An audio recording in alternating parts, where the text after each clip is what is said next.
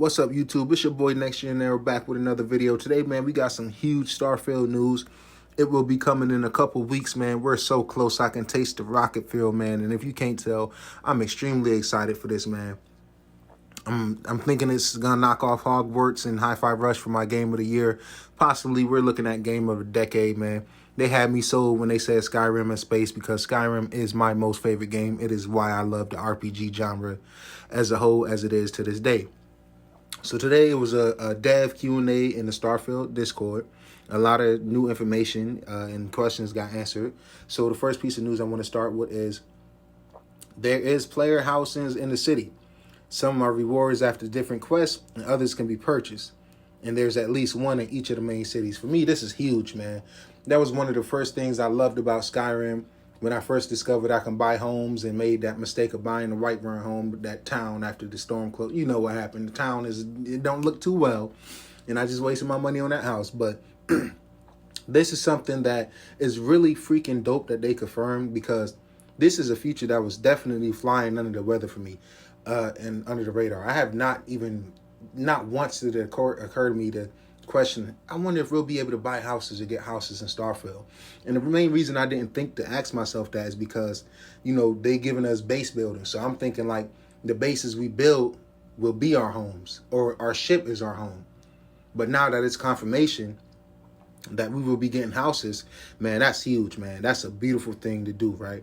Another piece is with the kid trait, your parents will be based on how your character looks, which is dope.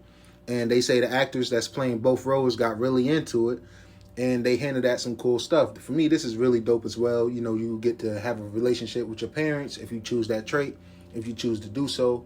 I'm wondering, you know, what type of missions and side missions and just the overall factor they'll play into the story, the size, your campaigns, your romance choices. I'm just really curious to see where they go with the parent situation. Right now, another piece of information is you can choose an anonymous background with no trace if none of the options interest you.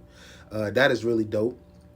So you can kind of go for this mysterious anonymous background, like nobody know what you did before.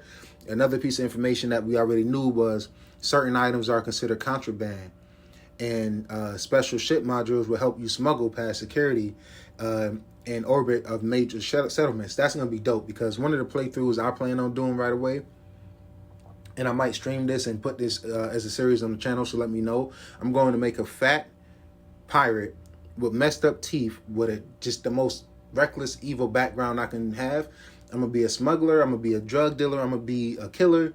And that leads into my next point. There's a jail system similar to Skyrim where you can elect to go to jail, you can pay the fine, or you can try to escape when arrested. And I'm assuming you can just escape from jail as a whole.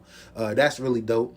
As that pirate I just mentioned, the fat pirate, I'm going to purposely get arrested in every city, every settlement, just so I can say I did time everywhere. Maybe I can even meet some cool people behind bars, and who knows how that turns out, right? So there are times and themes when the crime and punishment is explored in the game, and I guess by that they mean, you know, maybe smaller crimes get overlooked, or you can maybe pay off a guard or something like that. They also confirmed you can infiltrate the Clemson fleet for the UC, and that's part of a quest. That's pretty dope. I plan on seeing what's good with them with the pirate as well. So we also got some news about the religions.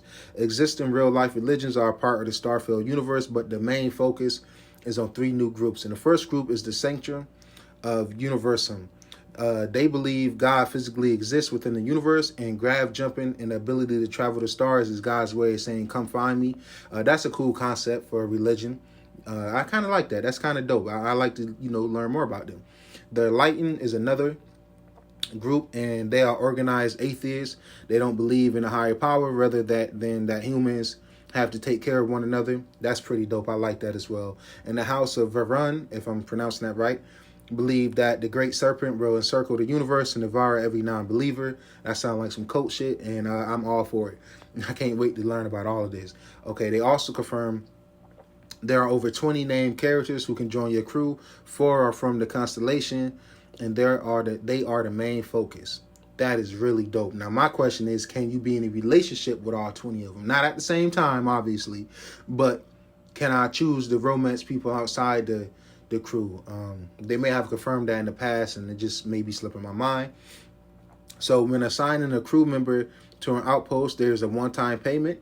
You don't have to pay a regular salary. That's pretty dope. Companion skills do not level up. They stack with the player skills when quote-unquote relevant. There are a lot of buttons in Starfield. Okay, I figured that. With the ships and everything. And the last little piece is that the mechs we saw in the animated shorts and leftover are leftover from the Colony War, which is dope. Both sides had them, but Freestar Collective mastered them, with the UC being more reliant on controlled alien beasts they keep. I'm very interested to see how that play out as well. And there's an old mech battleground in the game. I can't wait to visit that and just explore that. This is a lot of information. I can't pronounce the guy last name, but email. He's the studio design director for Bethesda Game Studios, man. Thank you so much, brother. If you ever see this video, thank you so much for just taking the time to answer, what fans had and questions and stuff like that. That's really dope, man. And another piece of information, and this is kind of embarrassing, man, for an Xbox fan, because the PS5 absolutely smokes the Series X, right? So Starfield on the Series X will be 126.1 gigabytes. That's huge. Meanwhile, on the PS5, it's 0 gigabytes. Negative 1 gigabyte, actually. So that's huge. The PS5 compression and the superpower of that SSD literally got the game running at no gigs. You open YouTube and you get to watch it in 4K, and that's a beautiful thing to see. No word on the Series S file size. I'm guessing maybe around 90 gigs, right? And for the PC, it's 139.84 gigabytes. That's a lot of information that came out today, guys.